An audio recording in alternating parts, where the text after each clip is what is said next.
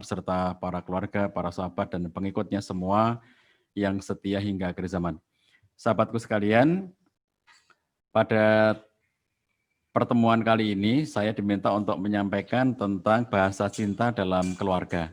Ini sesuatu yang menjadi sangat penting untuk kita bicarakan, terutama dalam kaitan dengan bagaimana upaya untuk mengharmoniskan keluarga kita. Sahabat sekalian, ketika kita berbicara tentang cinta, sebelum nanti kita bicara detail tentang bahasa cinta, maka kita harus kembali mengingat bahwa di dalam perspektif Islam, maka segala sesuatu itu ada pijakan, ada pondasi dasarnya. Tidak mungkin kita meletakkan cinta itu di sembarang tempat. Tidak mungkin kita meletakkan cinta itu pada pondasi yang salah atau kerangka yang salah. Oleh karena itulah, kalau kita perhatikan, maka kecintaan itu ada manajemennya, ada pengelolaannya. Kalau kita lihat bahwa cinta kita di dalam kehidupan berumah tangga itu bukan merupakan sesuatu yang berdiri sendiri, tetapi dia merupakan bagian dari kecintaan kita yang lebih tinggi, yaitu bagian dari kecintaan kita kepada Allah SWT yang menjadi kecintaan kita yang paling tinggi. Disebutkan dalam ayat, walladzina amanu asyaddu hubban lillah. Adapun orang-orang yang beriman itu amat sangat cintanya kepada Allah SWT. Asyaddu hubban lillah, amat sangat cintanya kepada Allah. Jadi, cintanya orang beriman itu nomor satu itu adalah kepada Allah SWT. Cinta yang paling utama, cinta yang tertinggi kita itu adalah kepada Allah SWT. Ini adalah kecintaan yang paling tinggi, yang tidak bisa dibandingkan dengan kecintaan kepada apapun selain itu. Kemudian para ulama juga mengatakan, laisa sya'nu antuhib, walakin sya'nu antuhab. Jadi para ulama mengatakan, di dalam konteks mencintai Allah SWT itu sebetulnya yang menjadi persoalan yang lebih utama itu bukan bagaimana kamu mencintai, tetapi bagaimana kita ini bisa dicintai oleh Allah SWT. Jadi, kalau kita mencintai, kita merasa saya merasa sudah mencintai Allah SWT, saya merasa sudah melakukan hal untuk mencintai Allah SWT. Tapi sesungguhnya pertanyaannya, apakah Allah cinta sama kita apa tidak? Makanya para ulama mengatakan, hal yang utama adalah bagaimana Allah mencintai kita. Kita menjadi pribadi, menjadi hamba yang dicintai oleh Allah SWT. Nah, bagaimana agar bisa menjadi pribadi yang dicintai oleh Allah SWT? Tentu harus mengkondisikan diri dengan segala sesuatu yang menyebabkan Allah itu menjadi cinta kepada kita. Nah, inilah kecintaan yang paling tinggi, cinta yang paling utama, yang dikatakan sebagai al-mahabbatul ula, menurut bahasanya Dr. Abdullah Nasir Ulwan. Cinta yang paling utama, cinta yang paling tinggi, yang tidak ada bandingannya dengan apapun. Kemudian konsekuensi dari kecintaan kepada Allah SWT itu adalah kul in kuntum tuhibbunallah fattabi'uni. Katakan kalau kamu semuanya mencintai Allah SWT, fattabi'uni, ikutilah aku, kata Nabi sallallahu alaihi wasallam. Kul, katakanlah, Allah SWT memerintahkan kepada Nabi sallallahu alaihi wasallam untuk menyampaikan kepada umatnya, kul, katakan wahai Muhammad, in kuntum tuhibbunallah, kalau kamu mencintai Allah, fattabi'uni, ikuti aku. Konsekuensi dari kecintaan kita yang tertinggi kepada Allah SWT adalah mengikuti sunnah Nabi SAW. Mengikuti contoh-contoh keteladanan dari Nabi SAW dalam segala sesuatu. Jadi kalau kita ingin mencintai pasangan kita dengan baik, dengan tepat, maka pondasi yang paling utama adalah kecintaan kita justru kepada Allah SWT sebagai kecintaan yang paling tinggi. Kemudian konsekuensi dari cinta manusia kepada Allah SWT adalah mengikuti petunjuknya Nabi SAW. Nah, disinilah saya mengajak Bapak-Ibu sekalian, nomor satu itu kita berbicara bagaimana meletakkan cinta itu pada pondasi yang tepat. Ya, jadi cinta itu tidak berada pada ruangan hampa, tetapi dia berada pada fondasinya. Apa fondasi kecintaan kita dalam kehidupan sehari-hari? Fondasinya adalah keimanan kita dan ketakwaan kita kepada Allah SWT. Inilah fondasi cinta. Sebagaimana firman Allah SWT, afaman asasa bunyanahu ala taqwa minallah waridwan khairun amman asasa bunyanahu ala syafa jurfin har fanharobi finari jahannam. Apakah orang-orang yang mendirikan bangunan di atas landasan ketakwaan kepada Allah dan keridhaannya itu lebih baik, khairun, ataukah orang-orang yang mendirikan bangunan pada tepian jurang yang mau runtuh? ayat ini memberi gambaran kepada kita bahwa seutama-utama fondasi adalah ketakwaan pada Allah SWT. Jadi kalau kita memiliki cinta, sahabat sekalian, maka cinta yang paling utama adalah cinta kita kepada Allah SWT. Kalau kita memiliki rasa mencintai kepada sesama, maka sesungguhnya itu terletak pada kecintaan kita kepada Allah SWT. Ketakwaan kita kepada Allah SWT adalah menjadi fondasi dari cinta manusia kepada sesama manusia atau kepada sesama makhluk yang lainnya. Terlebih dalam kehidupan berumah tangga. Tidak terbayang oleh kita bagaimana kita bisa mengekspresikan cinta dengan bermartabat, bagaimana kita bisa mengekspresikan cinta dengan baik apabila tidak ada fondasi takwa di dalam keluarga kita. Karena orang bertakwa itu adalah orang yang takut kepada Allah SWT. Jadi kalau orang itu nggak takut sama Allah ya, bagaimana coba akan bisa menghormati pasangannya? Kalau sama Allah saja nggak takut gitu. Jadi kalau ada orang melakukan pelanggaran ya, orang melakukan penyimpangan, orang melakukan perselingkuhan, orang melakukan penyelewengan, itu kalau orangnya saja nggak takut sama Allah, ya wajar saja kalau kejadian-kejadian kayak begitu ya. Wong sama Allah aja nggak takut kok, apalagi cuma sama pasangannya gitu. Jadi oleh karena itu, yang akan menyebabkan cinta kita itu bermartabat, cinta itu kita itu terletak pada pondasi yang tepat dan nanti akan menimbulkan kehidupan yang baik adalah ketika kita semuanya dalam kehidupan berumah tangga itu meletakkan seluruhnya pada bingkai ketakwaan pada Allah SWT. Orang-orang yang bertakwa kepada Allah itu dinyatakan wa amaman khaufa maqama rabbih wa nahan nafsa 'anil hawa fa inal jannata hiyal ma'wa. Orang-orang yang takut ya, khaufa maqama rabbih, takut kepada kebesaran Tuhannya, wa nahan nafsa 'anil hawa, dan dia menjaga diri dari hawa nafsunya. Jadi orang bertakwa itu dia takut kepada Allah. Makanya takut berbuat kemaksiatan, takut berbuat pelanggaran, takut berbuat kesewenang-wenangan, takut berbuat kezaliman. Kalau dalam hadis Nabi SAW dinyatakan bahwa seorang perempuan ada yang kala itu disiksa oleh Allah di neraka itu karena dia memelihara seekor kucing. Lalu kucing itu dikurung, dia tidak ngasih makan, tetapi juga tidak mengeluarkan kucing itu agar mencari makan sendiri.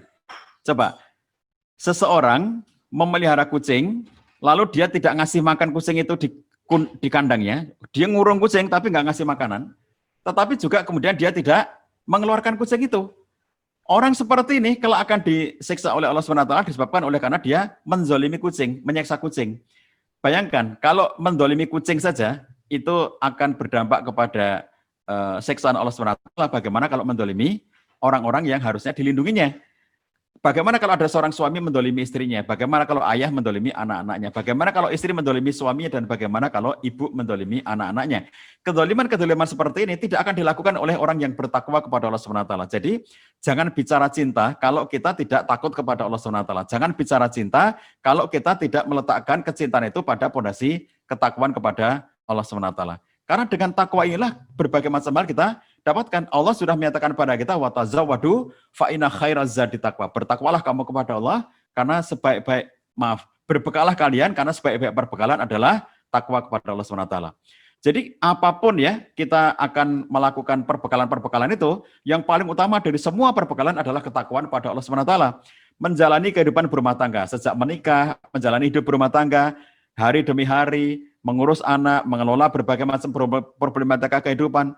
Seluruh manusia hidup di muka bumi ini pasti akan ketemu dengan masalah, pasti ketemu dengan problem, pasti ketemu dengan berbagai macam persoalan dalam kehidupan. Itu semuanya bekal yang utama bagi kita itu bukan bekal materi ya, berapa banyak uang Anda miliki dalam kehidupan sehari-hari, bukan bekal jabatan, setinggi apa jabatan Anda dalam kehidupan sehari-hari, bukan bekal posisi, berada di posisi apa Anda dalam satu instansi misalnya, bukan soal itu, tetapi setinggi apa takwa Anda kepada Allah SWT. Karena takwa itulah yang akan memberikan jalan keluar. Apapun masalah dalam kehidupan kita, Allah berikan solusinya. Wa may yattaqillaha yaj'al lahu makhraja. Barang siapa yang bertakwa pada Allah, Allah akan memberikan jalan keluar, Allah berikan solusi. Bahkan termasuk dalam situasi pandemi, banyak sekali di antara kita yang terdampak secara ekonomi karena tidak bisa bertahan bisnisnya misalnya, tidak mampu lagi untuk jualan, tidak bisa lagi untuk melakukan aktivitas yang produktif misalnya gitu ya.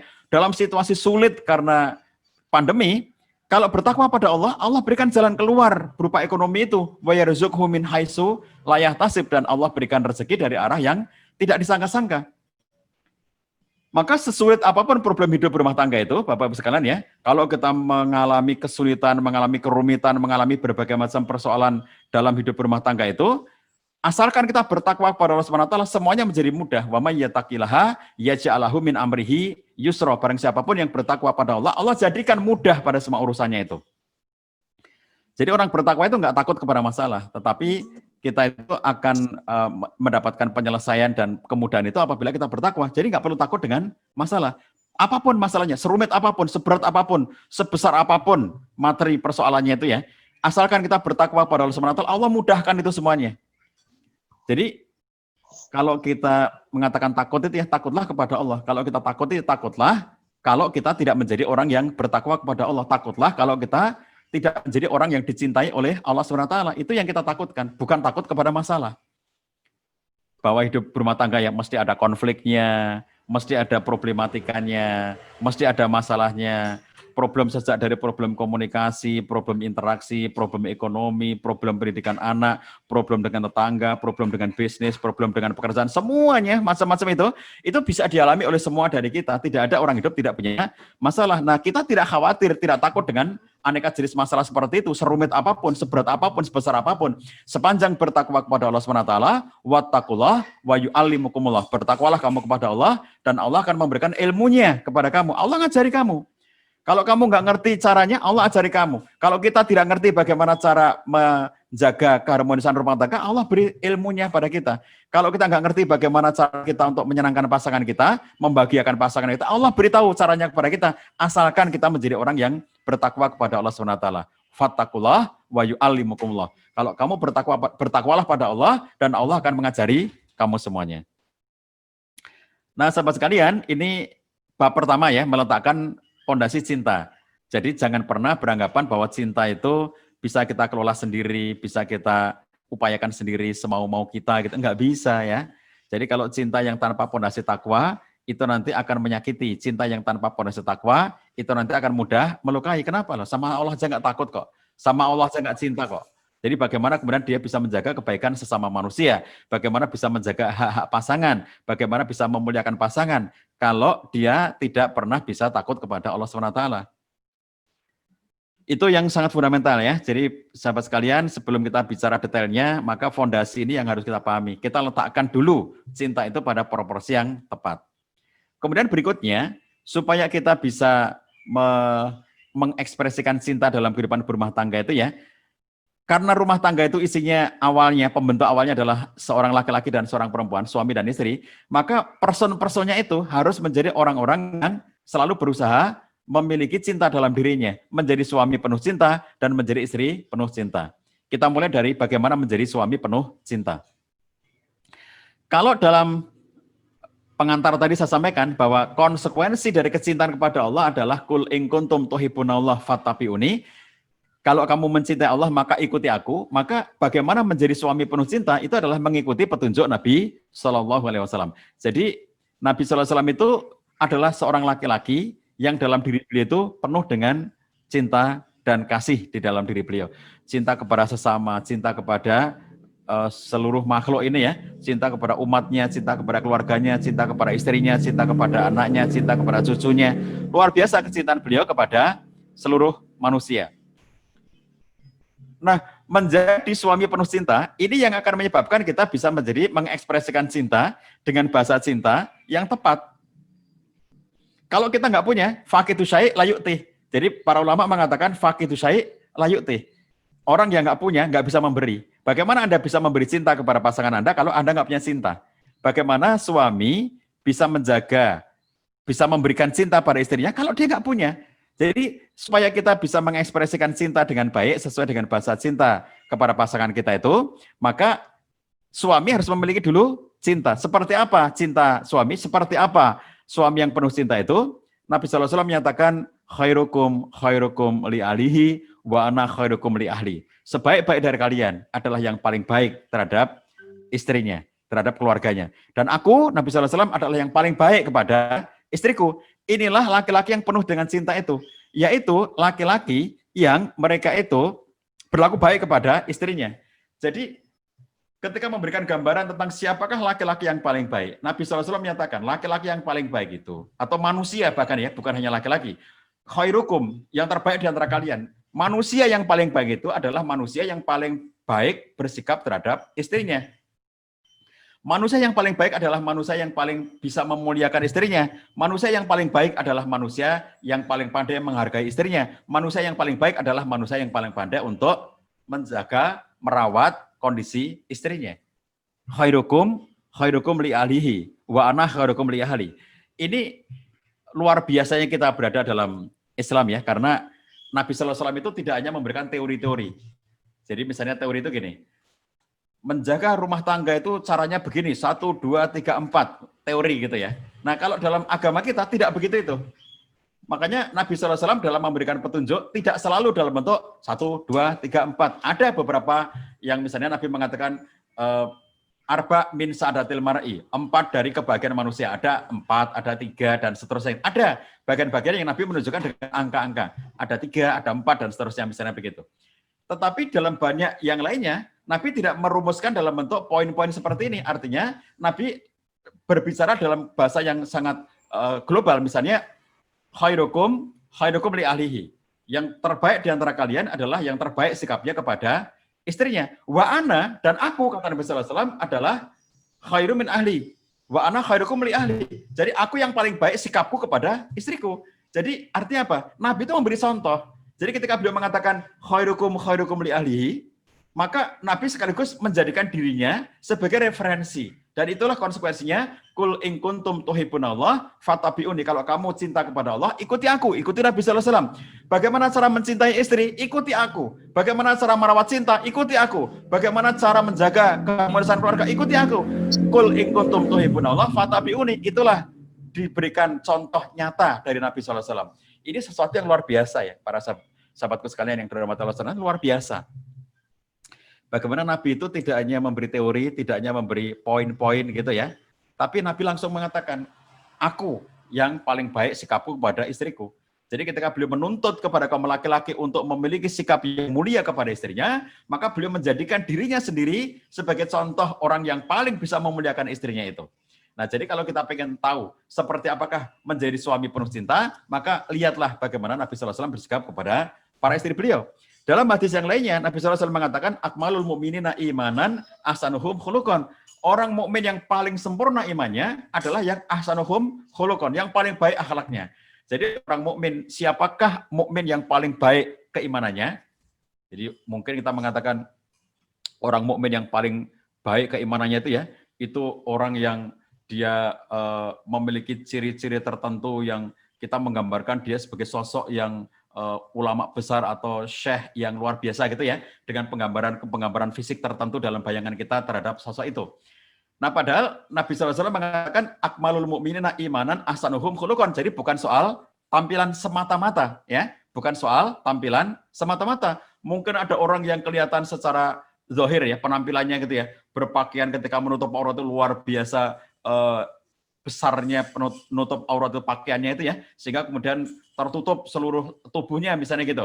Tetapi yang Allah lihat tidak semata-mata dalam konteks penampilan. Menutup aurat wajib, harus. Tetapi yang Allah lihat tidak semata-mata dalam konteks penampilan seperti itu. Yang dinyatakan oleh Nabi SAW adalah orang mukmin yang paling kuat imannya itu adalah mereka yang ahsanuhum khuluqan, yang paling baik akhlaknya. Jadi orang mukmin yang imannya paling baik itu ya, itu adalah orang mukmin yang akhlaknya paling baik. Dan kemudian beliau meneruskan dengan wa khiyarukum linisaihim khuluqan. Dan yang terpilih di antara kalian, yang terbaik di antara kalian adalah yang paling baik akhlaknya kepada istrinya. Nah, dua hadis ini saling melengkapi. Hadis yang pertama tadi adalah khairukum li ahlihi. Hadis yang kedua ini khiyarukum linisaihim khuluqan. Dua hadis ini saling melengkapi, satunya dengan teks khairukum, satunya dengan teks khiyarukum. Dua-duanya menyatakan bahwa siapakah manusia yang paling baik? Dia adalah yang paling pandai memuliakan istrinya, yang paling pandai memberikan penghargaan kepada istrinya, yang paling bagus akhlaknya kepada istrinya, yang yang paling lembut kepada istrinya. Karena Nabi SAW menyatakan, urfuk bil qawarir. Berlaku lembutlah kamu kepada qawarir. Apa itu qawarir? Qawarir adalah jamak dari qaruroh. Apa itu qaruroh? Qaruroh adalah gelas kaca atau kaca-kaca. Jadi urfuk bil qawarir artinya berlaku lembutlah kamu kepada gelas-gelas kaca itu. Yang dimaksud dengan qaruroh atau qawarir adalah istri. Jadi berlaku lembutlah kamu kepada istri kamu. Kenapa? Istri kalau kamu tidak berlaku dengan lembut, maka dia bisa retak, dia bisa patah, dia sakit hati, dia bisa luka hatinya, dan seterusnya. Maka perlakukan istri kamu dengan cara yang paling lembut. Urfuk bil qawarir. Maka kalau dinyatakan dalam hadis ini, khiyarukum linisaihim khuluqan, artinya siapakah laki-laki yang paling baik akhlaknya kepada istrinya, itu adalah laki-laki yang paling lembut kepada istrinya, yang paling menghargai istrinya, yang paling memuliakan istrinya, yang paling pandai membahagiakan istrinya. Itulah laki-laki yang penuh dengan cinta dalam dirinya. Jadi kalau kita bicara bahasa cinta, sahabat sekalian, pastikan dulu bahwa orang-orang yang ada dalam rumah tangga itu adalah orang-orang yang penuh cinta dalam diri mereka. Nabi SAW itu sosok yang sangat penuh dengan cinta, maka dia bisa mengekspresikan cinta. Dia bisa memberi. Kenapa? Karena punya. Kita tidak mungkin memberi kalau tidak punya. Bagaimana kita menyuruh orang untuk mengekspresikan cintanya sementara dia minus cinta, dia nggak punya cinta. Maka sebelum kita memberi, kita harus memiliki terlebih dahulu, karena faqidu syai' la yu'ti. Nah, sahabat sekalian, kalau kita lihat para ulama terdahulu ya memberikan penjelasan tentang hadis-hadis ini itu dengan luar biasa. Misalnya Imam Syaukani, dia mengatakan banyak banget laki-laki itu yang dia itu tersesat dari kebenaran. Mereka itu kalau ketemu dengan komunitasnya ya, ketemu dengan teman-temannya, ketemu gengnya gitu ya, itu menjadi orang yang sangat baik, sangat perhatian, sangat peduli, sangat mudah memberi gitu ya. Misalnya kalau ada laki-laki yang punya komunitas ya, dia dengan komunitasnya itu Masya Allah, memberi fasilitas, memberikan berbagai macam hal yang diperlukan oleh mereka, tidak pelit, selalu baik gitu ya. Tapi kata Imam Syaukani, ketika laki-laki ini pulang ke rumah, dia tiba-tiba menjadi laki-laki yang sangat galak, sangat pelit, sangat buruk akhlaknya kepada istrinya. Suka bentak-bentak istri, padahal kalau dengan koleganya senyum-senyum, ketawa-ketawa. Kalau dengan istrinya bentak-bentak, marah-marah, pelit, tidak memberikan kebaikan kepada istrinya. Tidak diragukan lagi, kata Imam Syaukani, orang-orang seperti ini adalah orang yang terhalang dari taufiknya atau hidayahnya Allah SWT. Maka beliau mengatakan kita berlindung kepada Allah dari hal-hal yang seperti ini. Jadi penjelasan Imam Syaukani ini memberikan petunjuk kepada kita semuanya bahwa banyak ya laki-laki ini, bahkan orang yang bukan hidup di zaman kita, orang yang hidup di zamannya Imam Syaukani hidup, itu sudah ada laki-laki yang kayak begitu, yang kalau dengan orang lain sangat baik, tetapi dengan istrinya sendiri sangat jahat. Itu sudah ada dari zaman dulu. Jadi bukan hanya laki-laki zaman sekarang gitu ya. Dari zaman dulu sudah ada kayak begitu itu. Nah sekarang bagaimana laki-laki seperti ini disuruh mengekspresikan cinta dengan bahasa cinta yang baik, kalau dalam dirinya saja nggak ada, tidak ada cintanya tadi itu. Kalau dia nggak punya cinta, bagaimana bisa memberi? Maka pastikan bahwa dalam kehidupan kita itu, dia menjadi suami yang penuh cinta. Baru nanti bisa mengekspresikan cinta. Nah, di sisi sebaliknya, sahabatku sekalian, juga berlaku yang sama kepada para istri. Kalau suami menjadi suami yang penuh cinta, maka demikian pula istri, hendaknya mereka menjadi istri yang penuh cinta dalam diri mereka. Jangan menjadi istri yang minus cinta. Istri yang tidak bisa bersyukur, istri yang tidak bisa melihat kebaikan-kebaikan suaminya, istri yang selalu mengeluh, istri yang selalu menuntut hal yang tidak dimampui oleh suaminya. Ini berarti istri yang tidak punya cinta dalam dirinya. Bagaimana menjadi istri yang penuh cinta? Kembali kepada tuntunan Nabi SAW, sebagaimana tadi saya sampaikan di awal. Konsekuensi dari kecintaan kita kepada Allah adalah kul in kuntum tuhibbunallah fattabi'uni. Kalau kamu mencintai Allah, maka ikuti aku. Dan mengikuti aku, mengikuti Nabi SAW itu bukan hanya bagi kaum laki-laki. Bagaimana dengan kaum perempuan? Lihat bagaimana istri-istri Nabi SAW. Jadi, ketika kemudian kita ngelihat istri-istri Nabi, itu artinya mereka adalah contoh nyata bagaimana arahan-arahan Nabi itu langsung dipraktekkan oleh para istrinya Nabi SAW. Itulah sebabnya istrinya Nabi itu memiliki posisi yang berbeda dengan perempuan-perempuan pada umumnya. Dinyatakan dalam Quran Surat Al-Ahzab, lastunna kahadin minanisa. Kalian semuanya, para istri Nabi itu nggak sama dengan perempuan-perempuan pada umumnya. Apa di antara tidak samanya? Karena mereka istri Nabi. Istri Nabi itu dicontoh, istri Nabi itu menjadi teladan. Bagaimana aran-aran Nabi aplikasikan itu oleh istri yang pertama kali. Makanya mayyatikunna bifahishatin mubayyinah yudha'af lahal adzabu di'fain. Barang siapa di antara kalian para istri Nabi yang melakukan fahisyah mubayyinah, tindakan keji yang nyata, tindakan salah yang nyata, maka Allah menyatakan yudha'af lahal adzabu di'fain. Kami Allah SWT akan menimpakan azab hukuman kepada kalian 2 kali dibandingkan dengan orang-orang pada umumnya. Jadi kalau perempuan pada umumnya melakukan kesalahan, dosanya 1. Tapi kalau istri Nabi dosanya menjadi 2. Fine. Lipat 2. Itu karena lastunna kahadin minanisa. Kamu itu nggak sama dengan perempuan-perempuan lainnya. Mengapa? Karena dijadikan contoh. Mendampingi Nabi SAW untuk menjadi contoh bagi semua keluarga sampai akhir zaman nanti. Oleh karena itu, sahabatku sekalian, bagaimanakah sosok istri yang penuh cinta? Maka keteladanannya adalah dari arah Nabi yang dipraktekkan oleh para istri beliau. Apa arah Nabi SAW kepada kaum perempuan? Satu hadis ya, di antara sekian banyak hadis, di antaranya menyatakan qila li Rasulillahi sallallahu alaihi wasallam, ayunisa'i khair? Ya Rasulullah, manakah perempuan yang paling baik? Lalu Nabi SAW menjawab, allati tasurruhu idza nadhara. Ada beberapa poin jawaban beliau yang saya kira Bapak Ibu, terutama ibu-ibu ya, sudah sangat menghafal hadis ini. Allati tasurruhu idza nadhara. Nabi SAW menyatakan perempuan yang paling baik adalah perempuan yang dia itu menyenangkan apabila engkau melihatnya. Nah, penjelasan tentang allati tasurruhu idza nadhara, menyenangkan jika dipandang itu, dijelaskan oleh Imam Masindi bahwa mereka itu, para istri itu adalah istri yang mempesona jika dipandang oleh suaminya secara fisik dan baik akhlaknya secara batin. Jadi lahiriahnya itu cantik, batiniahnya itu berakhlak mulia. Nah, perempuan seperti ini adalah perempuan yang kalau dilihat oleh suaminya pasti menyenangkan. Jadi ini bukan soal semata-mata fisik ya. Jadi bagaimana dengan penampilan fisik orang yang paling cantik sekalipun di muka bumi ini, kalau dia galak kepada suaminya, kalau tidak bisa menghormati suaminya, kalau tidak bisa memuliakan suaminya, pasti menjadi perempuan yang sangat menjengkelkan ketika dipandang oleh suami, secantik apapun fisik dirinya. Nah, oleh karena itu, penjelasan Nabi SAW tentang kaum perempuan ini ya, ini setara dengan penjelasan Nabi SAW kepada kaum laki-laki. Artinya apa?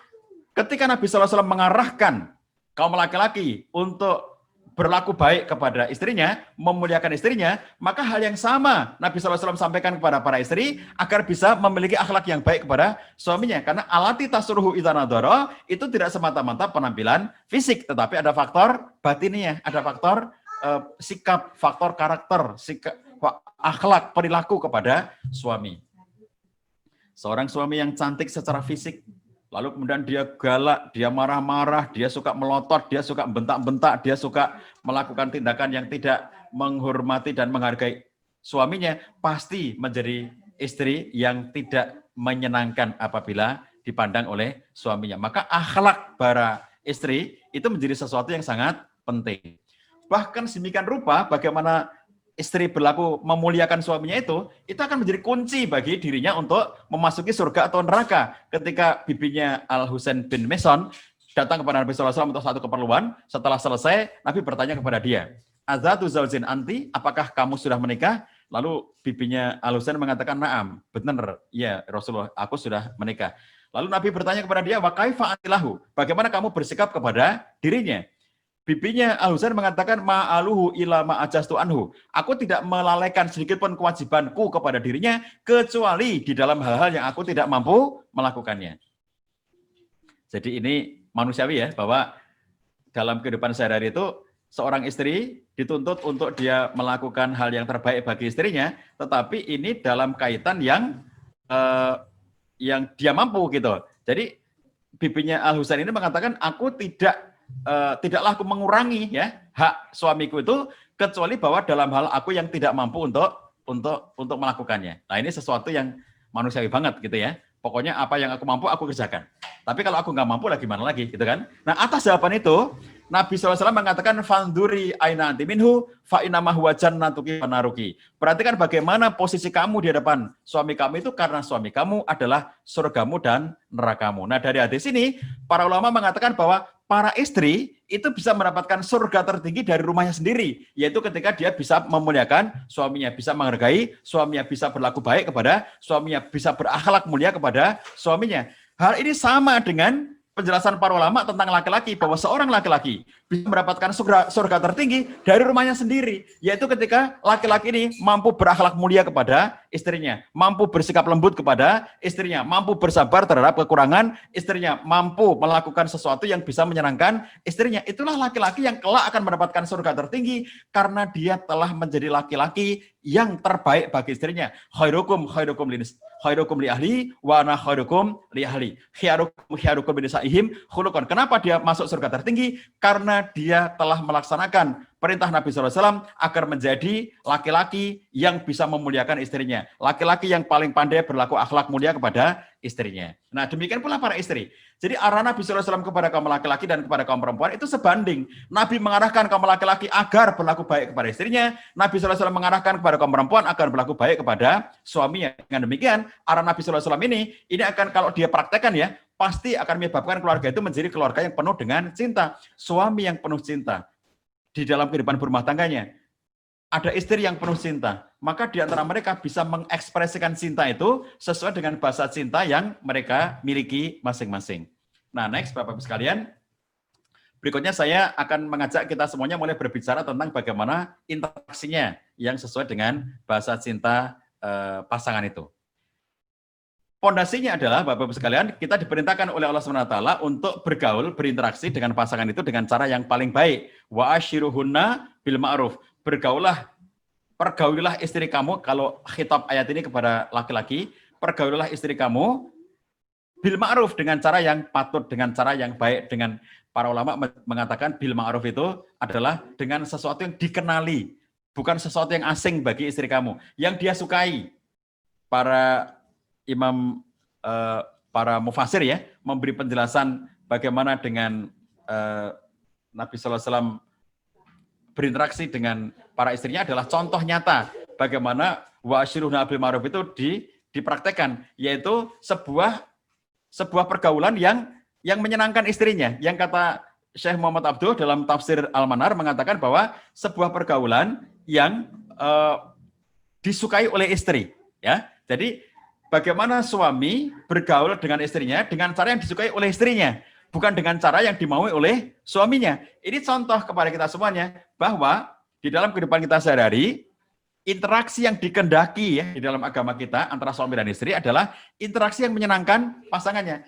Kalau seorang laki-laki, bagaimana dia berlaku kepada istrinya, maka patokannya adalah apakah apa yang kamu lakukan itu menyenangkan istri kamu apa tidak.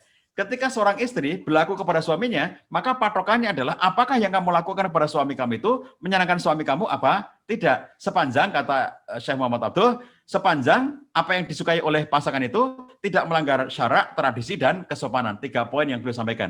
Tidak melanggar syarak, tidak melanggar tradisi, tidak melanggar kesopanan. Artinya kalau ada permintaan melakukan sesuatu tapi ternyata itu melanggar syariat, nah, tentu ini tidak masuk kategori itu. Jadi hal yang dimaksudkan di sini adalah segala sesuatu yang memang dibolehkan secara syariat gitu ya. Nah, Bapak-Ibu sekalian, pondasinya adalah An-Nisa 19. Jadi wa ashiruhunna bil ma'ruf itu memberi pondasi kepada kita semuanya bergaul, berinteraksi dengan pasangan dengan cara yang disukai oleh pasangan. Bagaimana cara yang disukai oleh pasangan itu? Mas Amar tolong ini ditutup ininya ya. Menutupi.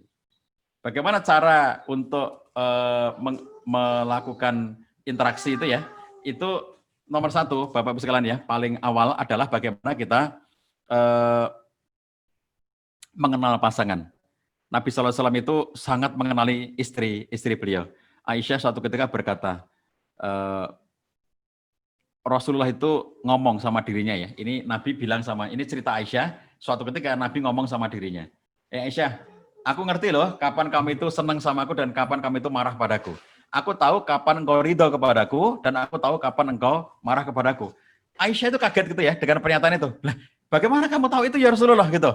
Jadi Nabi mengatakan, aku ngerti kapan saatnya kamu senang, aku ngerti kapan saatnya kamu tidak suka. Maka Nabi SAW mengatakan, kalau kamu lagi senang kepadaku, maka kamu akan mengatakan demi Tuhannya Muhammad.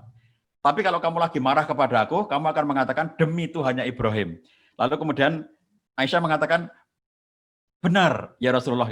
Aku tidaklah marah kepadamu kecuali tidak malah marah kecuali kepada namamu. Jadi kalau dia lagi nggak nyaman ya dengan Nabi, namanya manusia ya, meskipun istri Nabi, namanya manusia. Ada saja dia sedang merasa tidak nyaman dengan suaminya, itu namanya manusia.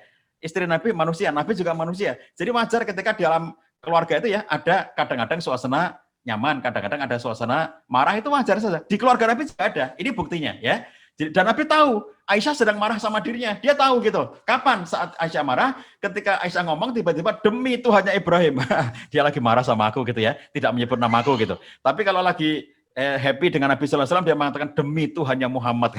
Itu menandakan Nabi sedang dicintai oleh Aisyah. Dan Aisyah membenarkan itu gitu ya. Nah, pelajaran pentingnya adalah bahwa hendaknya kita mengenali pasangan dengan baik ya, mengenali pasangan dengan baik. Nabi Sallallahu Alaihi Wasallam mengenali pasangannya dengan sangat baik. Jadi ini pelajaran bagi kita semuanya bagaimana suami mengenali istri dan istri mengenali suami, termasuk dalam ekspresi cinta. Ekspresi cinta seperti apa atau bahasa cinta seperti apa yang itu paling disukai oleh pasangan kita.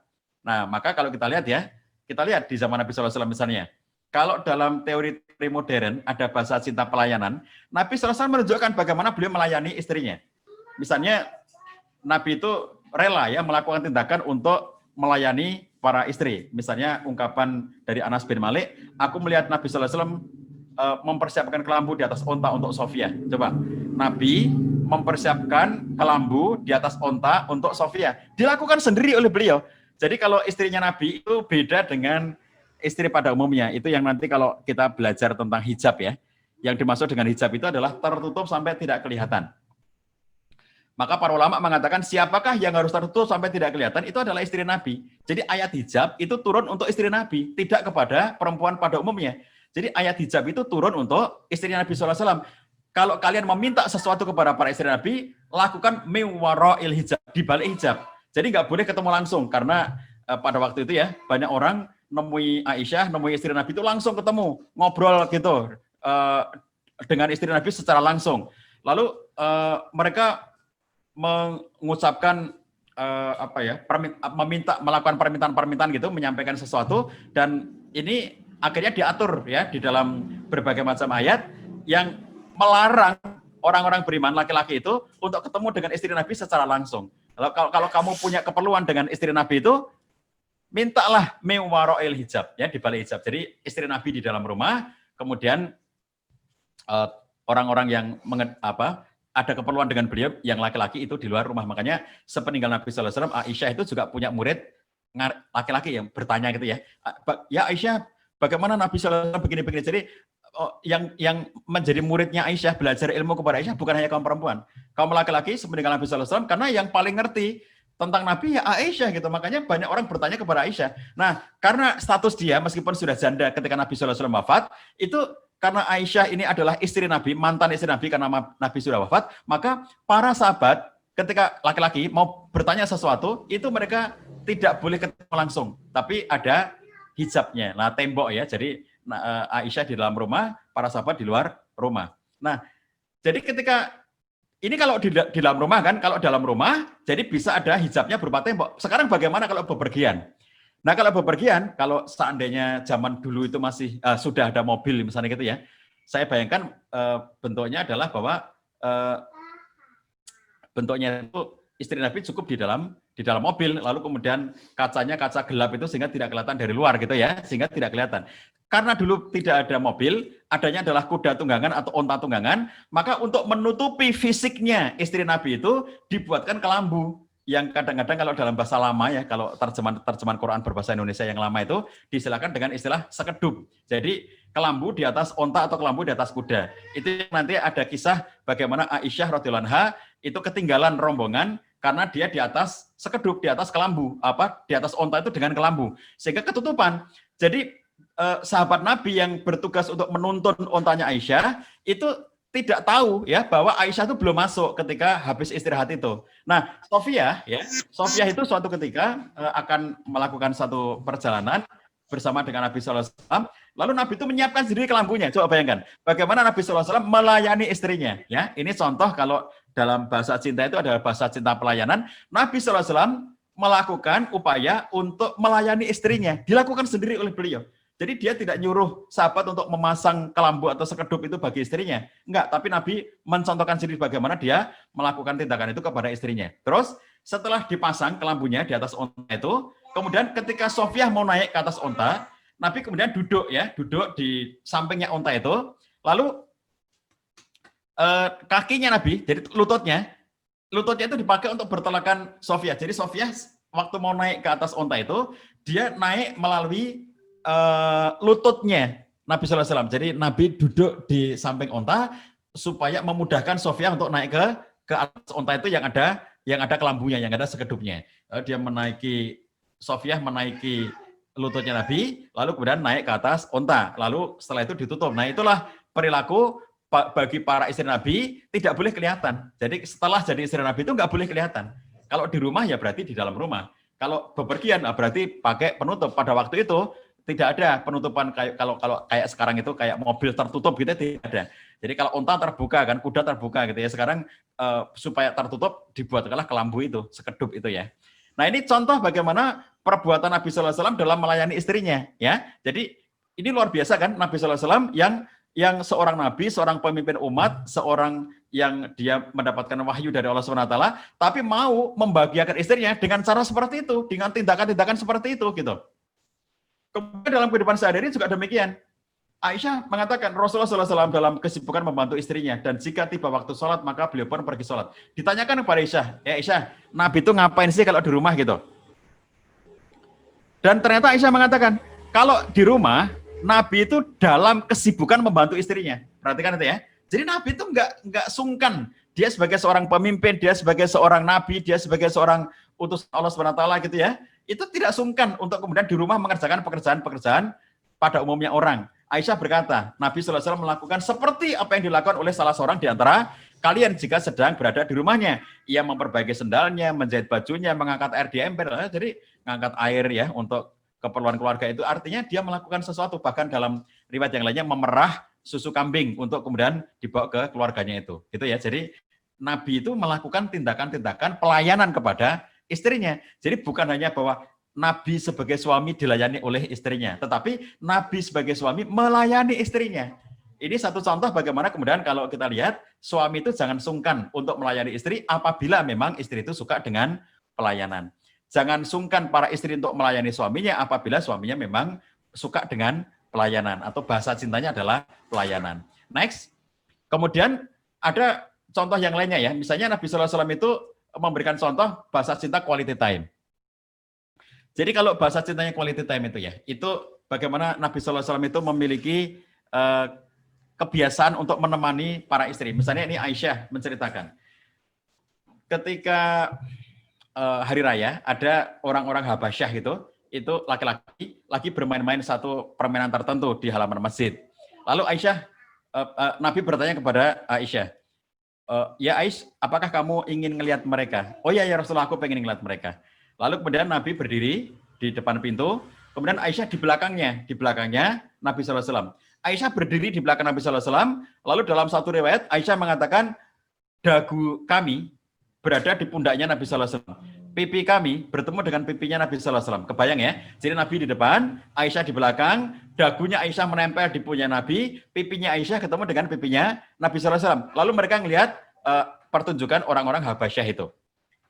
Kemudian lama ya pertunjukan itu, sampai kira-kira saya bayangin Nabi itu sudah capek atau bosan gitu. Lalu kemudian Nabi memberikan isyarat kepada orang-orang, cukup. Maksudnya udah permainannya rampung gitu ya, sudah lama itu.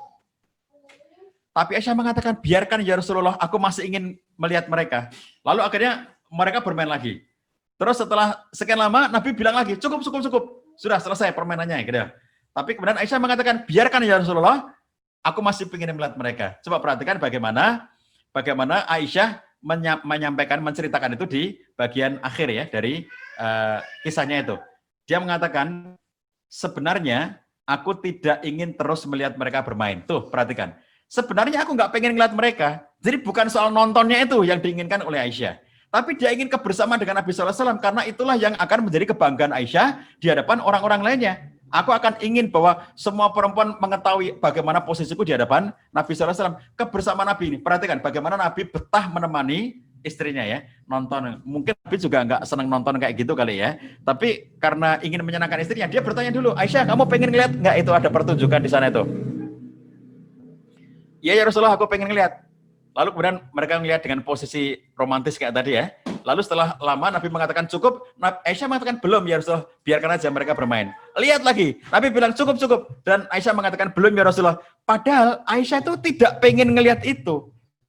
Jadi yang diinginkan apa? Berlama-lama bersama dengan Nabi Sallallahu Alaihi Wasallam. Jadi kira-kira gini, Anda tidak ada tontonan, Anda tidak ada pertunjukan, Aisyah rela untuk berlama-lama dengan Nabi Sallallahu Alaihi Wasallam itu. Sama dengan Nabi Sallallahu Alaihi Wasallam, mungkin beliau tidak suka dengan pertunjukan itu, tetapi karena Aisyah mengendakinya, maka beliau pun berlama-lama dengan Aisyah dalam kebersamaan. Itu contoh ya, bagaimana Nabi rela memberikan waktu kepada istrinya, quality time. Jadi kira-kira, ya Allah lah, Nabi itu kan pemimpin umat, Nabi itu kan utusan Allah, lah masa waktunya dipakai untuk nonton pertunjukan kayak begitu, misalnya kita berpikir begitu ya.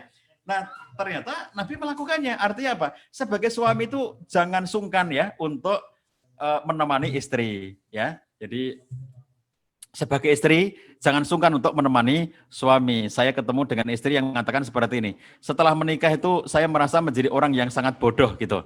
Saya tanya, kenapa kok Anda bilang menjadi orang yang sangat bodoh? Kata dia, dulu sebelum nikah, waktu saya produktif semuanya. Sekarang itu kayak orang bego katanya setelah nikah itu. Duduk, nungguin suami kemana ikut, terus kemudian suami makan nungguin di sampingnya gitu. Itu kayak orang bego gitu, kayak orang nggak punya pekerjaan apa-apa gitu. Lalu saya bilang, itu salah loh cara memahami seperti itu. Jadi kalau kita berbicara tentang produktivitas, maka produktivitas itu berbeda-beda bentuknya. Sebelum menikah ada bentuk produktivitas tertentu. Setelah menikah ada bentuk produktivitas tertentu. Menemani suami sehingga suami menjadi senang, itu produktivitas cinta dalam kehidupan berumah tangga kita. Menemani istri sehingga istri bahagia, itu produktivitas cinta. Jadi jangan mengatakan waktuku terbuang dengan percuma, cuma mengantarkan istri ke pasar, waktuku habis dengan sia-sia gitu. Gara-gara cuma mengantarkan istri ke pasar, itu bukan habis sia-sia. Mengantarkan istri ke pasar, itu adalah sesuatu yang disenangi, terutama bagi istri yang bahasa cintanya adalah quality time. Jadi kalau ada istri yang bahasa cintanya quality time, dia senang banget ditemani. Dia senang banget untuk mendapatkan perlakuan dibersamai oleh suaminya gitu ya. Kemudian juga kita lihat next di dalam banyak riwayat ya. Nanti kita akan menemukan berbagai macam satu kondisi di mana kisah ya Nabi Sallallahu Alaihi Wasallam itu bersama-sama dengan para istri pada waktu malam hari. Jadi sahabat sekalian ada kisah ya dari Aisyah bagaimana kemudian setiap malam dia itu bersama dengan Nabi Sallallahu Alaihi Wasallam itu ya bersengkerama. Dikisahkan oleh Ibnu Katsir dalam tafsirnya bahwa Nabi Sallallahu Alaihi Wasallam itu setiap malam bersengkerama dengan para istrinya. Jadi tiap malamnya itu kemudian dia bersengkerama dengan para istrinya sebelum Nabi Sallallahu Alaihi Wasallam itu masuk ke rumah salah satu dari istrinya yang mendapatkan giliran pada malam hari itu. Ini dalam tafsir Ibnu Katsir dijelaskan ya. Dan istri-istri beliau berkumpul setiap malam di rumah istri yang mendapat giliran jatah menginapnya Rasulullah SAW, maka beliau pun terkadang makan malam bersama mereka, kemudian masing-masing kembali ke tempat tinggalnya. Jadi Nabi itu kan tiap malam ini di rumah istri siapa, besok di rumah istri siapa, itu kan digilir. Kemudian para istri yang lainnya itu berkumpul di rumah istri yang dapat giliran itu pada malam hari. Kadang-kadang makan malam bersama. Setelah selesai bersengkerama begitu, kemudian masing-masing istri ini masuk ke kamarnya, rumahnya masing-masing. Lalu Nabi bersama dengan istri yang dapat jatah pada malam hari itu. Ini quality time beliau bersama dengan semua istri. Kemudian juga ada quality time bersama dengan istri yang dapat jatah giliran. Pada saat istri yang dapat giliran bermalamnya Nabi Sallallahu Alaihi Wasallam itu, maka pada waktu itu biasanya ya dikisahkan dalam beberapa hadis yang menyatakan bahwa Nabi Sallallahu Alaihi Wasallam itu ngobrol dengan istrinya itu ya. Nah jadi Nabi itu ngobrol dulu dengan istrinya sebelum tidur. Nah obrolan sebelum tidur itu juga bagian dari quality time. Bagaimana kemudian Nabi Sallallahu Alaihi Wasallam itu menghabiskan waktu sebelum tidur itu ya, ngobrol dulu dengan istrinya. Nah makanya para ulama mengatakan obrolan setelah Isya itu sebetulnya makruh. Kecuali di dalam obrolan itu ada kebaikan. Nah, para ulama mendefinisikan kebaikan itu apa misalnya? Misalnya menuntut ilmu, itu kebaikan. Kemudian obrolan suami dan istri dimasukkan dalam kategori kebaikan, termasuk menerima tamu. Jadi kalau ada tamu malam ya, terus kita ngobrol dengan tamu itu termasuk bagian dari kebaikan yang ditolerir oleh syariat. Artinya yang semula hukumnya makruh itu jadi nggak makruh karena itu untuk kebaikan. Nah jadi contoh dari Nabi SAW ngobrol sebelum tidur itu ya, itu adalah sesuatu yang sifatnya memerlukan waktu ya, quality time. Perhatikan bagaimana Aisyah bercerita tentang 11 orang perempuan di masa jahiliyah. Lalu kemudian Aisyah itu cerita dengan detail. Perempuan pertama begini, kemudian suaminya begini, perempuan kedua begini, lalu suaminya begini. Detail Aisyah bercerita. Itu kalau kita lihat hadisnya itu ya, teks Arab hadis menceritakan itu panjang banget. Di kitab Asy-Syama'ilul Muhammadiyah, kitab Tirmidzi ya, itu kemudian dicatat dengan sangat panjang bagaimana Aisyah bercerita satu persatu itu, lalu kemudian Nabi mendengarkannya. Coba bayangkan. Itu adalah contoh bagaimana Nabi SAW itu betah memberikan quality time bersama dengan para istri ya. Jadi waktu berkualitasnya Nabi SAW itu diberikan kepada istrinya, kadang-kadang malam hari sambil menjelang tidur itu ngobrol gitu, itu sesuatu yang diberikan oleh Nabi SAW. Jadi ini akan sangat menyenangkan bagi orang yang bahasa cintanya adalah quality time. Jadi kalau istri Anda senang dengan quality time, berikan. Kalau suami Anda senang dengan quality time, berikan. Karena Nabi pun mencontohkannya.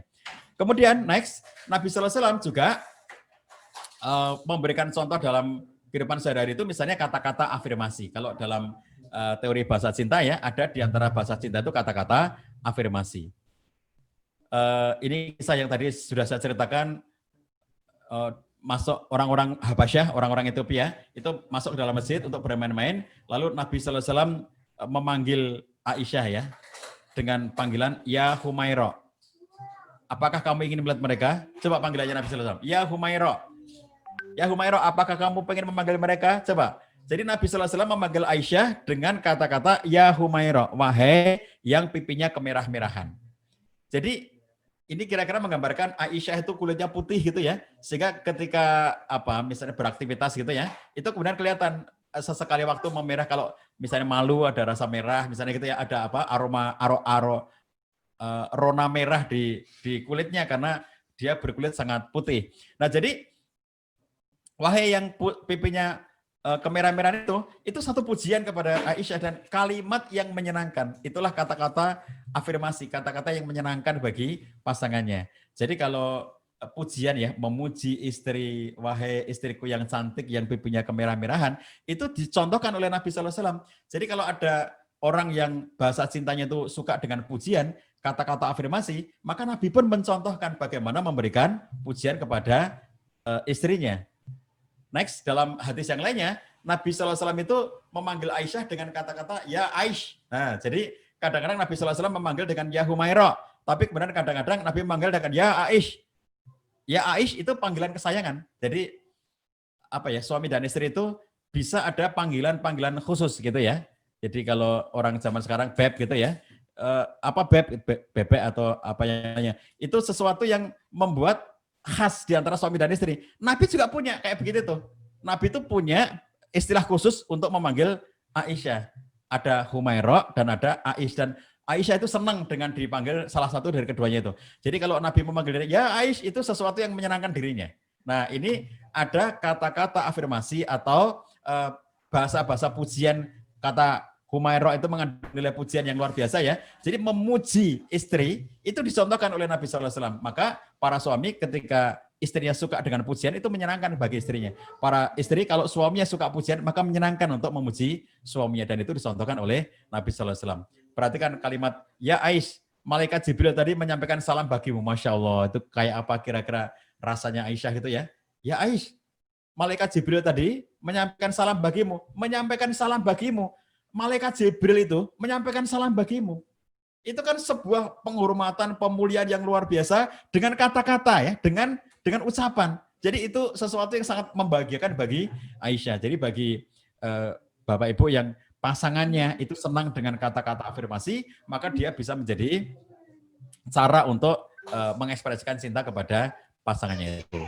Nah, berikutnya next. Bapak-Ibu sekalian, kita melihat juga Nabi SAW itu ya, itu juga terbiasa dengan memberikan sentuhan fisik kepada para istrinya. Ya, jadi Aisyah menceritakan Rasulullah SAW tidak mendahulukan sebagian kami di atas sebagian yang lainnya dalam hal jatah menginap. Jadi digilir kan tadi, digilir gitu ya. Jadi nggak dibeda-bedain. Dan beliau selalu mengelilingi kami seluruhnya satu persatu, kecuali sangat jarang beliau tidak melakukan itu. Maksudnya sangat jarang itu mungkin beliau lagi bepergian, mungkin lagi beliau bertugas, mungkin beliau lagi ada agenda keluar Madinah, tentu tidak melakukannya. Tapi kalau di Madinah pasti beliau melakukannya. Maka beliau pun mendekati itu dijelaskan sebagai mencium dan mencumbui setiap istri tanpa menjimanya hingga sampai pada istri yang mendapatkan jatah menginap. Lalu beliau menginap di tempat istri tersebut. Jadi kalau Aisyah mengatakan sampai dengan wafatnya Nabi SAW, istri yang masih ada itu 9 orang yang masih berstatus sebagai istri ketika Rasulullah SAW itu wafat. Nah, 9 istri itu digilir oleh Nabi SAW, lalu kemudian digilir itu hari ini di rumah siapa, besok di rumah siapa, besok di rumah siapa gitu kan. Itu setiap satu hari itu beliau berkeliling ke rumah para istri itu. Nah, sebelum masuk ke rumah salah satu istri yang dikunjunginya itu, yang dapat jatah itu, maka beliau datang ke semua istrinya, ke rumahnya satu-satu gitu ya. Apa yang dilakukannya?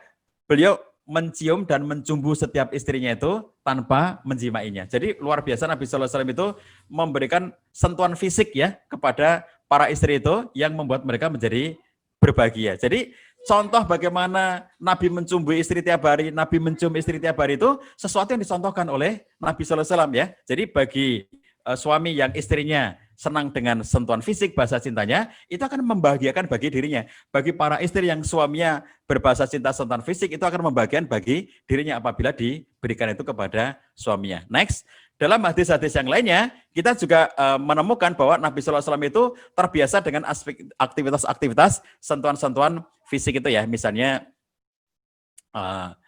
dalam beberapa hadis, misalnya beliau mencium istri, padahal beliau habis berwudu. Setelah berwudu, sebelum sholat, beliau sempat mencium istrinya. Atau ketika sedang berpuasa, lagi berpuasa, Nabi mencium istrinya. Itu kemudian menandakan pada kita, kalau secara hukum fikih, oh berarti mencium istri setelah wudu itu tidak batal. Mencium istri pada saat puasa itu tidak batal. Itu secara fikih. Tetapi dalam konteks pelajaran kita untuk membangun keharmonisan keluarga, maka ini menjadi satu hal yang penting untuk mengekspresikan cinta secara fisik kepada istrinya. Next, kemudian Nabi SAW juga mengarahkan kepada kita semuanya untuk memberikan hadiah ya. Jadi kalau ada suami yang suka hadiah, berikan kepada suami Anda itu hadiah. Kalau ada istri yang suka hadiah, maka berikan kepada istri Anda itu hadiah. Kenapa? Karena tahabu. Berilah hadiah, maka kalian akan saling mencinta. Jadi kalau suami dan istri itu pengen saling mencinta, salah satunya adalah berikan hadiah. Memberikan hadiah kepada pasangan. Suami memberi hadiah kepada istri, istri memberikan hadiah kepada suami. Tetapi ini terlebih lagi bagi orang yang memang senang dengan hadiah itu ya. Karena ada orang yang ya terhadap hadiah itu biasa aja gitu ya.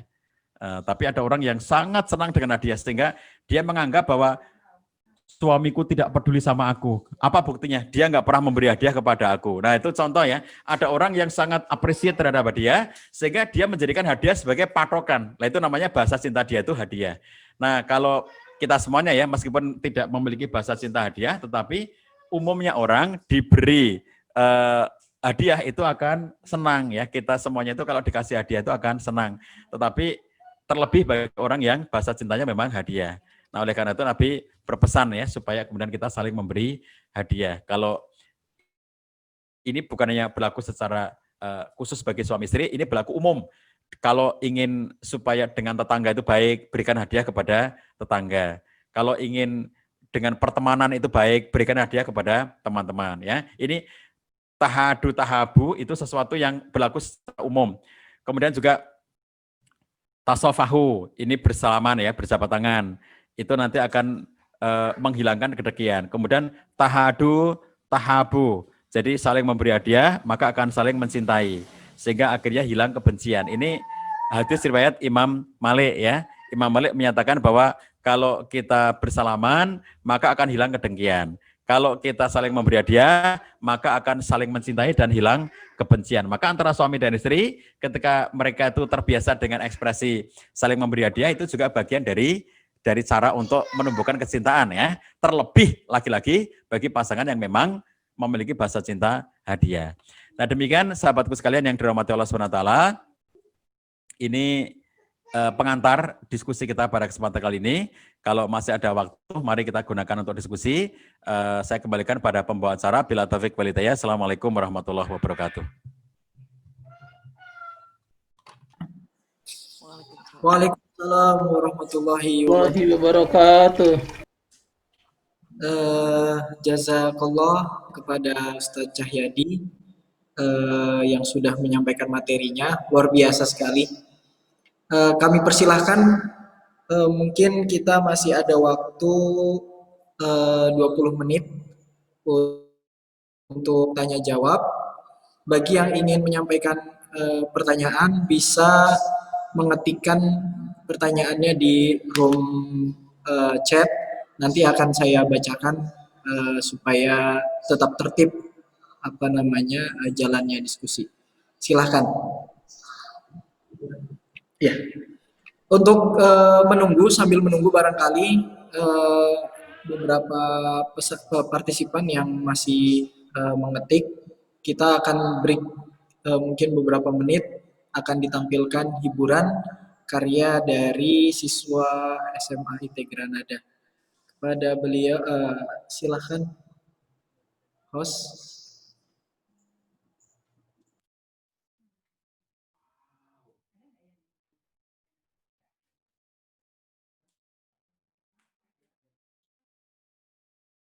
Allahu Akbar, Allahu Akbar, Allahu Akbar.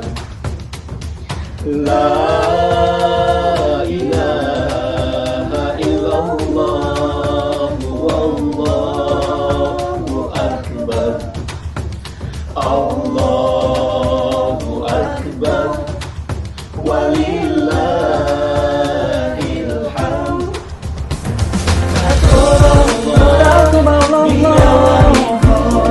Siyamana wa siyamaku minal aidin wal faizin. Mohon maaf lahir dan batin.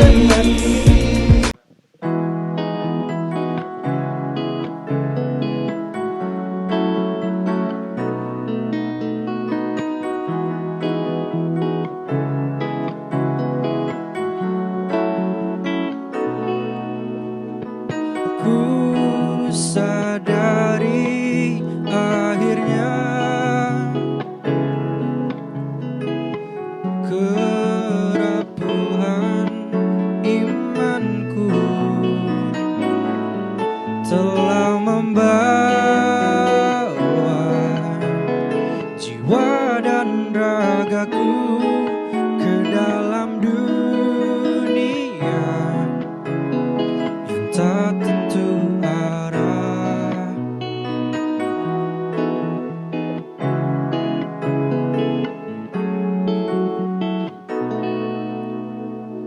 Ku sadari akhirnya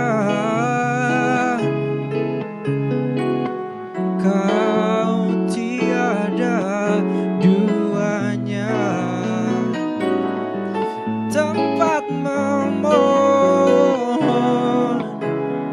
beraneka pinta, tempat berlindung dari segala mara bahaya.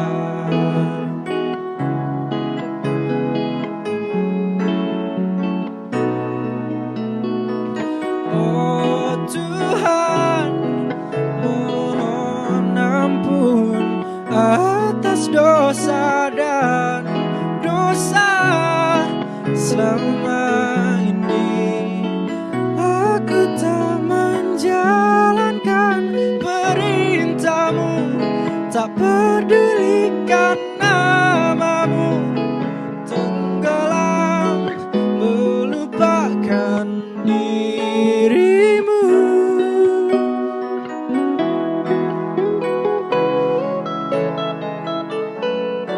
Raihan Indonesia.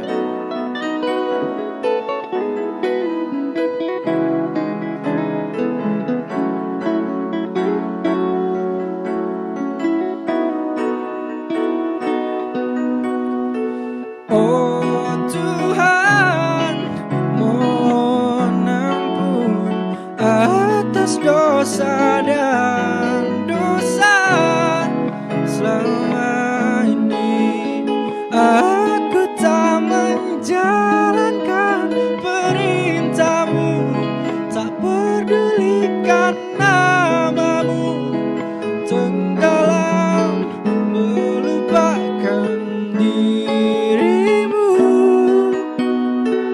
Oh Tuhan, mohon ampun atas dosa dan dosa. Sempat kala aku bertaubat, hidup di jalanmu, untuk penuhi kewajibanku sebelum tutup usia, kembali padamu.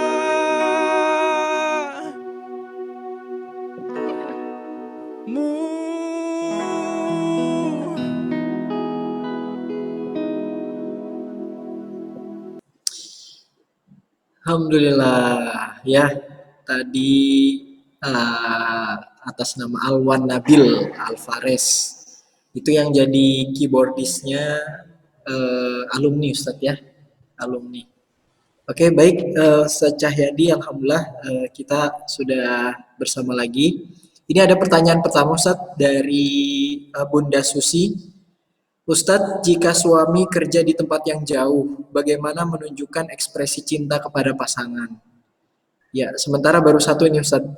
Silahkan mungkin sambil bisa dijawab Ustadz.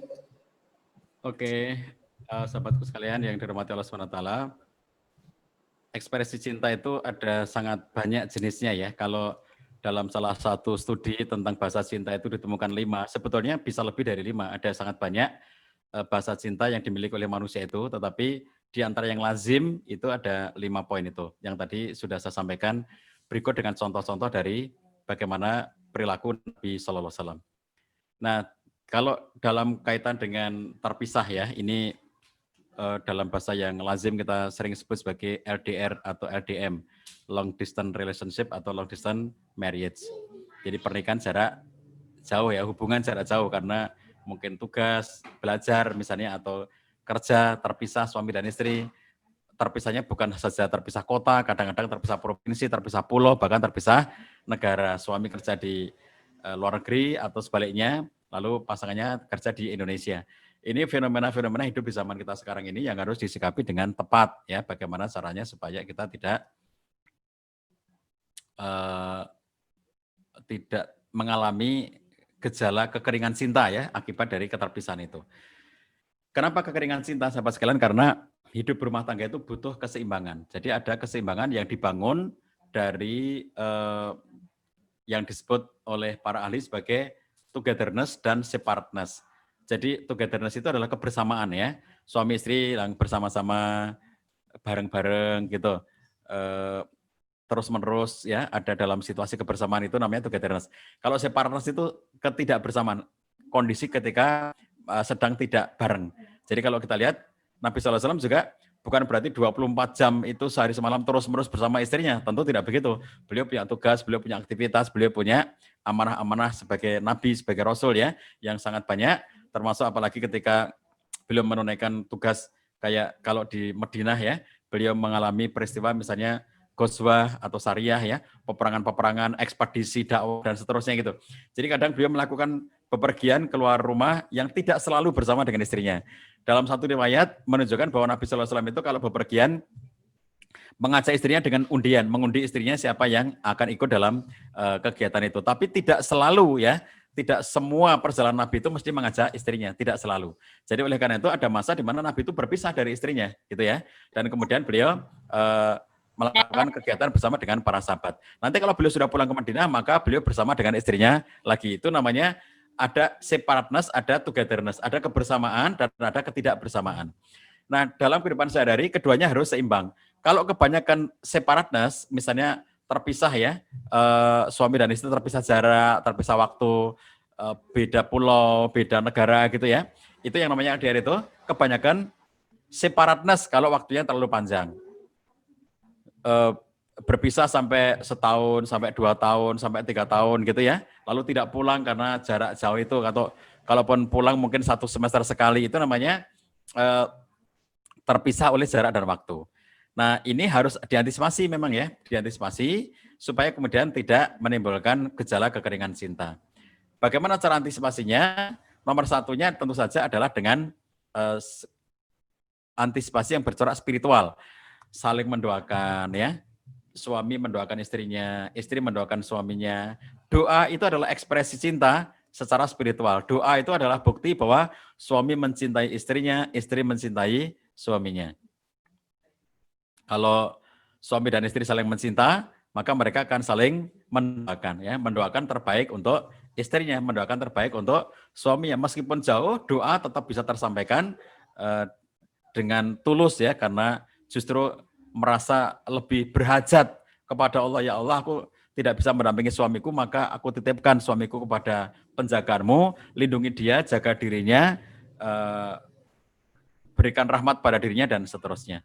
Kemudian seorang istri ya yang misalnya karena dianya yang bertugas, misalnya suami di Indonesia, istrinya yang tugas belajar ke luar negeri misalnya gitu ya, maka suaminya mendoakan istri agar istri dijaga oleh Allah SWT. Ya Allah, aku nggak bisa jaga, sebagai suami aku tidak bisa mendampinginya karena tugas, maka aku titipkan dalam penjagaanmu, dan seterusnya. Jadi ini satu konsep penjagaan atau ekspresi cinta dalam bentuk doa, ekspresi cinta dalam bentuk spiritual gitu ya. Ini contoh bagaimana di masa terpisah mereka tetap bisa berinteraksi dalam bentuk yang sifatnya spiritual. Kemudian yang kedua, selain dalam corak yang sifatnya spiritual itu, juga kemudian bisa menjaga corak interaksi itu dalam bentuk yang kaitannya dengan sisi, menumbuhkan sisi emosional. Kalau tadi sisi spiritual, ini sisi emosional. Apa sisi emosional itu? Secara teknis, kedekatan-kedekatan emosional itu bisa dibangun dengan komunikasi rutin, entah komunikasi itu dengan telepon, dengan video call, dengan chatting, atau dengan mengirim foto, dan seterusnya ya, teknologi yang memudahkan kita. Itu sebetulnya bagian dari cara untuk selalu tertaut secara emosional. Kalau tadi tertaut secara spiritual dengan doa, dengan pendekatan diri pada Allah. Terpaut secara emosional, secara emosi merasa dekat ya, meskipun terpisah jarak, terpisah waktu, tapi secara emosional merasa dekat. Kenapa? Karena nyambung terus komunikasinya. Ada video call-nya, mungkin telepon, mungkin chatting, mungkin bertukar foto, dan seterusnya, sehingga meskipun jauh serasa dekat. Itu secara emosi terus tersambung. Apalagi kalau anak-anak masih kecil-kecil ya. Kalau anak-anak masih kecil, itu orang tua yang bepergian jauh itu ya harus rajin berkomunikasi dengan anaknya itu. Sekarang teknologinya sangat canggih ya, zaman dulu susah, bukan main gitu ya. Kalau sekarang dengan teknologi yang sangat canggih, maka dengan mudah kita bisa telekonferensi dengan anak, sehingga kemudian anak tetap merasakan kehadiran ayahnya meskipun secara virtual. Itu pendekatan secara emosional. Emosinya apa? Secara emosional mereka terdekatkan ya, ada kedekatan emosional antara suami dan istri. Kalau tadi kedekatan secara spiritual. Kemudian juga secara intelektual, dalam artian belajar bareng itu tetap bisa dilakukan. Jadi suami dan istri terpisah ya, LDR. Tapi kemudian mereka bisa meningkatkan kapasitas keilmuan secara bersama-sama, ikut program bareng-bareng, ikut misalnya ada seminar online tentang keluarga, ayo ikut. Meskipun suami dan istri terpisah, sehingga asupan keilmuan itu bisa mereka dapatkan secara bersamaan. Suami juga paham itu, istri juga paham itu gitu ya. Jadi kalau yang ikut acara kita kali ini itu misalnya ada suami istri yang terpisah jarak, kalau dua-duanya ikut itu bagus. Jadi suami di tempat yang jauh, istri di dalam kotanya, lalu kemudian mereka mengikuti kajian-kajian, mengikuti seminar online, mengikuti berbagai macam acara-acara untuk meningkatkan pengetahuan, untuk meningkatkan intelektualitasnya gitu ya. Yang mereka ikuti meskipun tidak secara fisik ketemu, tetapi secara intelektual mereka meningkat bersama karena belajar bersama. Ini juga sesuatu cara untuk menjaga cinta itu ya, sehingga pengetahuannya bertambah, wawasannya bertambah, ilmunya bertambah, tapi tetap ada kedekatan emosional, ada kedekatan spiritual. Itu ya diantara cara bagi kita semuanya untuk terus bisa meningkatkan kedekatan antara suami dan istri, termasuk mengekspresikan cinta kepada pasangannya pada situasi mereka jauh. Ekspresi cinta melalui doa, ekspresi cinta melalui komunikasi rutin, ekspresi cinta melalui belajar bersama. Itu diantara ekspresi cinta antara suami dan istri ketika mereka tidak sedang bersamaan. Demikian, maka kalau masih ada yang lainnya, dipersilakan. Ustadz, mohon izin, bisakah kalau menyampaikan secara langsung, Ustadz? Boleh, silakan, maka dipersilakan. Baik, ayah bunda yang ingin menyampaikan secara langsung, boleh langsung saja menyalakan mic-nya, kemudian menyampaikan nama dan kemudian pertanyaannya. Silakan, jika ada.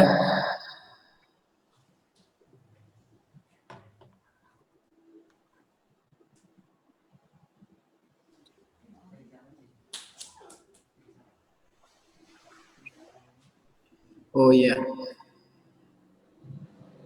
jazakallah khair Ustadz dari Bunda Susi tadi. Oke. Ada ayah bunda yang ingin bertanya secara langsung barangkali?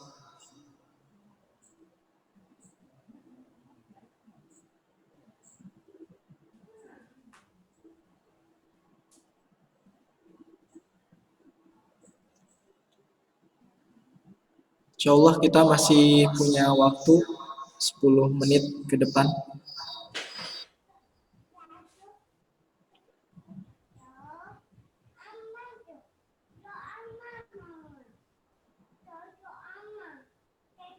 Atau yang ingin melalui room chat juga boleh, silakan.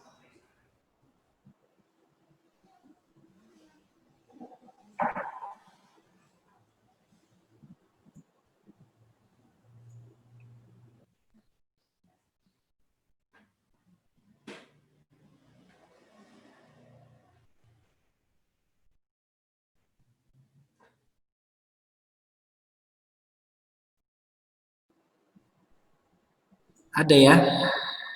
Atau cukup? Ini jarang-jarang ini bisa langsung berdialog dengan pakar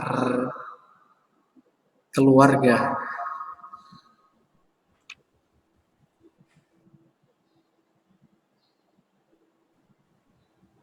Atau guru-guru yang mau bertanya juga boleh.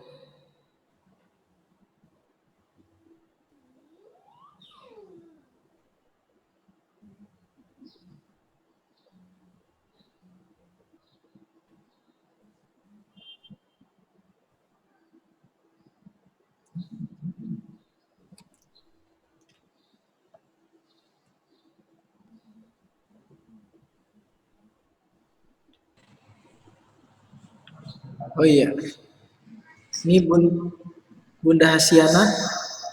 Iya, saya Oh iya, silakan. pengen boleh. Eh, Ustadz, kalau misalnya ada nggak trik-trik buat kita gimana caranya kita memupuk supaya apa ya cinta itu tetap selalu tumbuh walaupun usia pernikahan kita tuh udah lama banget gitu. Gimana ya itu? Gimana ya tuh? Oke. Ya terima kasih. Baik, Bapak Ibu sekalian yang dirahmati Allah SWT. Suasana cinta antara suami istri itu kalau beberapa kalangan ahli mengatakan itu sebetulnya kita tidak meletakkannya pada semata-mata perasaan gitu ya. Jadi seringkali kita mengatakan perasaanku gitu. Aku punya perasaan cinta. Nah, cinta itu dipahami sebagai perasaan. Kalau dipahami semata-mata perasaan, maka kita harus tahu bahwa selemah-lemahnya ikatan itu adalah perasaan. Sebab kalau kita melandaskan ikatan pernikahan itu hanya pada konteks perasaan, betapa lemahnya ikatan kita gitu ya.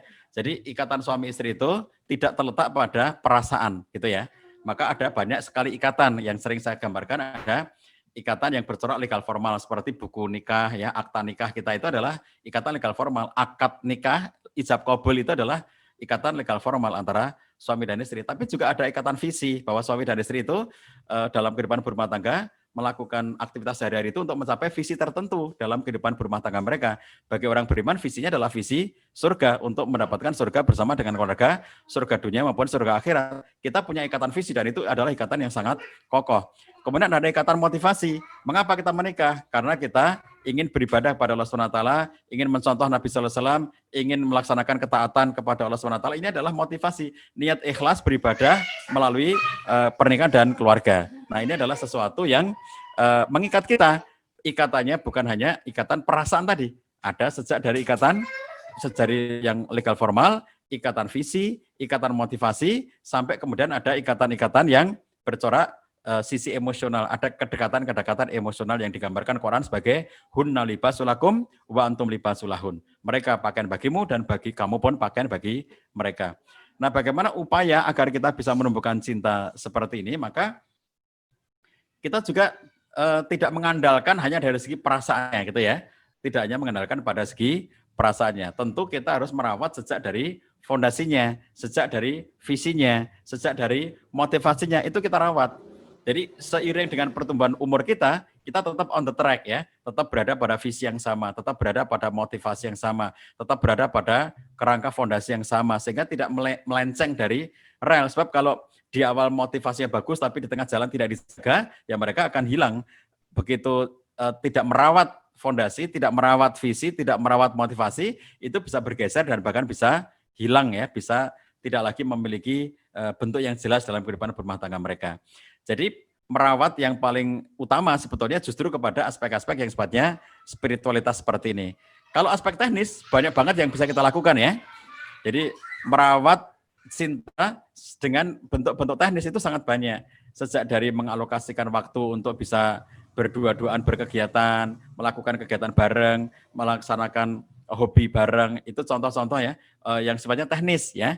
Jadi bagaimana kemudian suami dan istri bisa berkolaborasi dalam satu proyek misalnya gitu, atau dalam satu hobi tertentu, atau dalam satu kesukaan tertentu yang membuat mereka selalu bisa bersama dalam berbagai macam event. Itu satu yang sifatnya teknis. Kalau misalnya para pakar di barat ya, kayak John DeFriend misalnya, yang meneliti tentang strong family itu, dia menyarankan misalnya makan malam bersama keluarga. Nah itu kan teknis ya.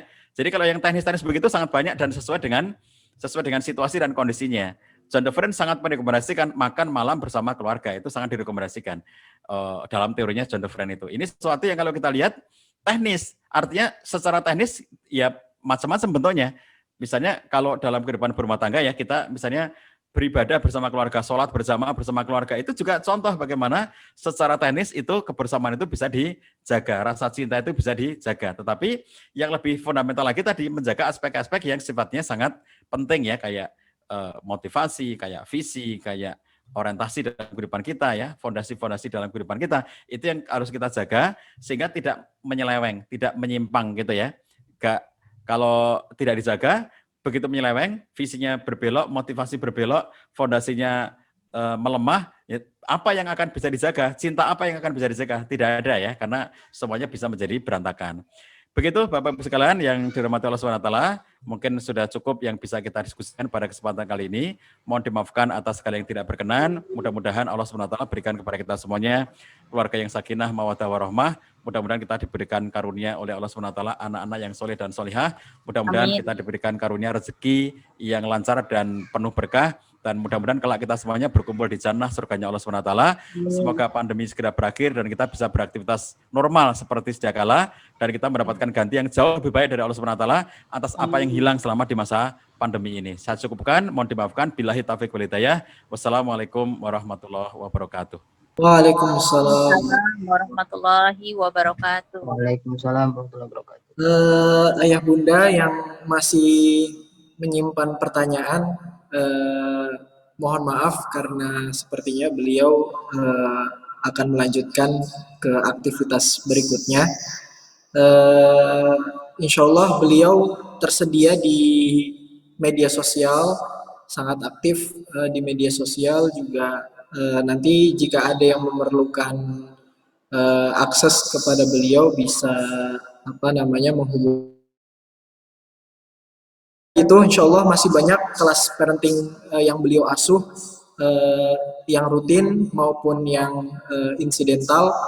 Kami dorong untuk ayah bunda sekalian bisa menyempatkan diri terus menjaga motivasinya, visinya, dengan bentuk mengikuti kelas-kelas online seperti itu gitu ya. Baik ayah bunda, kami ucapkan terima kasih sebanyak-banyaknya, jazakumullah ahsanul jaza yang sudah menyempatkan hadir, yang tidak di Samarinda atau yang tidak di Kalimantan Timur, ada di luar pulau tapi masih menyempatkan hadir, tetap menjaga keterhubungan di antara kita semua, terutama pada keluarga-keluarga kita. Insya Allah kita sudah sampai di penghujung acara. Sebelum diakhiri, ada informasi dari panitia atau cukup, Ustaz? Cukup ya? Oh ya. Insya Allah SMIT Granada membuka penjaringan peserta didik baru. Ini masih gelombang yang pertama sampai nanti tanggal 29. Untuk informasi lebih jelas, lebih lengkap, dan lebih detail, bisa ikuti di media sosial SMIT Granada, atau bisa juga langsung menghubungi panitia acara ini untuk mengakses informasi penjaringan peserta didik baru, gitu ya. Insyaallah SMIT Granada berkomitmen dengan visi menjadikan siswa-siswi soleh berilmu dan memimpin, menjadikan kontributor peradaban bagi Indonesia dan Islam secara khusus. Demikian, mohon maaf atas kesalahan baik teknis, ucapan, kata-kata, sikap yang terjadi pada hari ini. Mohon maaf. Terima kasih kami sampaikan sekali lagi. Kita akhiri dengan mohon ampun kepada Allah. Astagfirullahaladzim. Ditutup dengan doa kafaratul majelis. Subhanakallahumma bihamdika asyhadu an la ilaha illa anta astaghfiruka wa atubu ilaik. Assalamualaikum warahmatullahi wabarakatuh. Waalaikumsalam. Warahmatullahi wabarakatuh.